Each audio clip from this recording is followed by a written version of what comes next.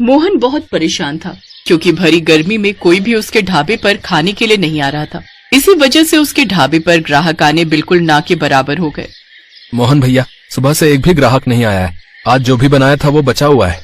तो एक काम कर, ऐसे ही लोगों में बांट दे और बाकी का तुम और बाकी सब घर ले जाना, क्योंकि गर्मी से खाना खराब हो गया तो फायदा ही क्या।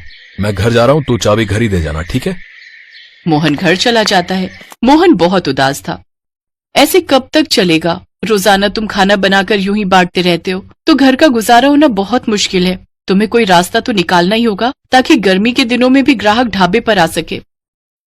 सोच तो रहा हूँ सविता, पर पंखे की हवा में कोई बैठना पसंद नहीं करता और शहर जैसे एयर कंडीशनर लगाने के लिए बहुत पैसे चाहिए। उसका बिजली का बिल भी बहुत आता है और इतनी कमाई नहीं है अभी कि मैं वो सब कर सकूं।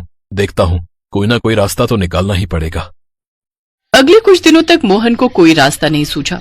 मोहन के ढाबे के सामने सुबोध नाम के व्यक्ति का एक नया एयर कंडीशनर ढाबा खुल गया, पर गांव में इतनी लाइट ही नहीं थी कि सुबोध का एयर कंडीशनर ढाबा चल सके।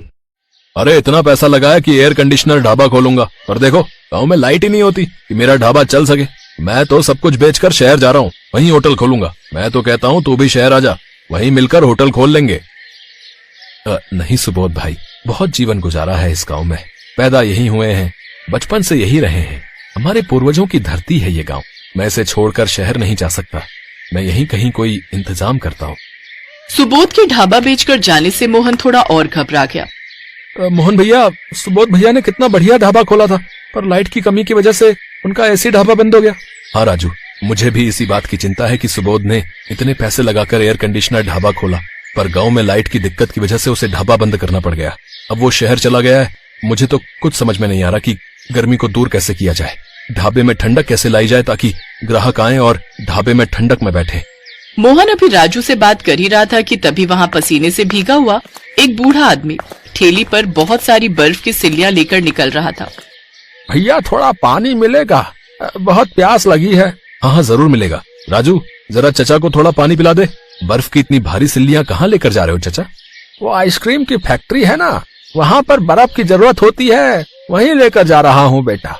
मेरा तो रोजाना का काम है, दुकान से बर्फ लेकर वहाँ आइसक्रीम की फैक्ट्री में पहुँचाने जाता हूँ। थोड़े बहुत पैसे मिल जाते हैं, रोजाना की कमाई निकल आती है। भगवान तुम्हारा भला करे। ठंडा ठंडा पानी पीकर चैन पड़ गया। आहा। बूढ़ा आदमी पानी पीकर जैसे ही आगे बढ़ने लगता है, मोहन उसे आवाज लगाता है। चाचा जरा रुकना तो, क्या मैं ये थोड़ी बर्फ की सिल्लियां आपसे खरीद सकता हूँ? हाँ क्यों नहीं बेटा, ये तुम खरीद लो, मैं आइसक्रीम की फैक्ट्री में और बर्फ दे आऊंगा। ठीक है चाचा, ये सारी बर्फ मुझे बेच दो और रोजाना ही खूब सारी बर्फ की सिल्लियां आप मुझे लाकर दिया करो। मैं आपको रोजाना के अच्छे पैसे दूंगा, फिर आपको आइसक्रीम की फैक्ट्री में कम पैसों में बर्फ पहुंचाने की जरूरत नहीं पड़ेगी। ठीक है बेटा, मैं तुम्हें रोजाना बर्फ ला दिया करूंगा। अच्छा राजू, ये बर्फ की सिल्लियां उतरवा ले। मोहन भैया, इतनी सारी बर्फ का रोजाना क्या करोगे? हमें तो इतनी बर्फ की जरूरत नहीं पड़ती। राजू, ये बर्फ इस ढाबे को ठंडा करने के लिए है। क्या बर्फ से ढाबा ठंडा होगा? हाँ राजू, मेरे दिमाग में एक आइडिया आया है। हम इस ढाबे को बर्फ का ढाबा बनाएंगे। मोहन ने दिमाग लगाया और बर्फ को ढाबे के चारों तरफ ढक दिया और कुछ बर्फ की सिल्लियां ढाबे के अंदर की दीवारों पर भी लगा दी, जिससे ढाबे में बहुत ठंडक हो गई।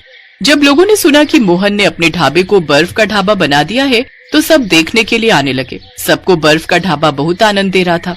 गर्मी और तेज धूप से बचने के लिए सब मोहन के ढाबे में ही आकर बैठते और खाते पीते। इससे मोहन का ढाबा फिर से चलने लगा और कमाई फिर से शुरू हो गई। ये काम तुमने बहुत बढ़िया किया मोहन, अपने ढाबे को बर्फ का ढाबा बना दिया। हम सबको इस गर्मी में राहत मिल गई भाई। मेरा तो जब भी ठंडी लस्सी पीने का मन होता है, मैं तुम्हारे ढाबे पर आ जाता हूँ। गर्मी में ठंडा ठंडा बर्फ का ढाबा और साथ में ठंडी ठंडी लस्सी, भाई वाह, बहुत मजा आता है भाई। अरे धूप में बाहर खड़े होकर रोटी खाने का मन ही नहीं करता था, इस ठंडे बर्फ के ढाबे में रोटी खाने में भी बहुत आनंद आता है भैया। धन्यवाद भैया, आप सबको ये तरीका बहुत पसंद आया, मुझे इस बात की खुशी है। राजू, जा चाचा बर्फ ले आए हैं, बर्फ अंदर और लगा दे ताकि और ठंडक हो जाए। मोहन बेटा, ये मेरा बेटा रघु है, अब से ये भी मेरे साथ तुम्हारे ढाबे पर बर्फ लाया करेगा।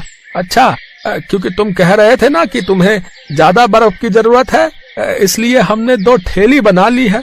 अब ये तो बहुत बढ़िया किया चाचा, ये लो आपके आज के पैसे। मोहन की बर्फ के ढाबे की तरकीब कामयाब हो गई। गर्मी से लोगों को राहत मिली। मोहन का काम अच्छा हो गया और साथ ही वो बूढ़ा आदमी जो बर्फ बेचता था पहले इतनी दूर जाता था पर कोई कमाई नहीं होती थी, पर मोहन के ढाबे पर बर्फ बेचने से उसकी भी अच्छी मदद हो गई। इस कहानी से हमें यही सीख मिलती है कि हमें कभी भी परिस्थितियों से घबराना नहीं चाहिए, बल्कि उनसे बाहर निकलने का मार्ग ढूंढना चाहिए।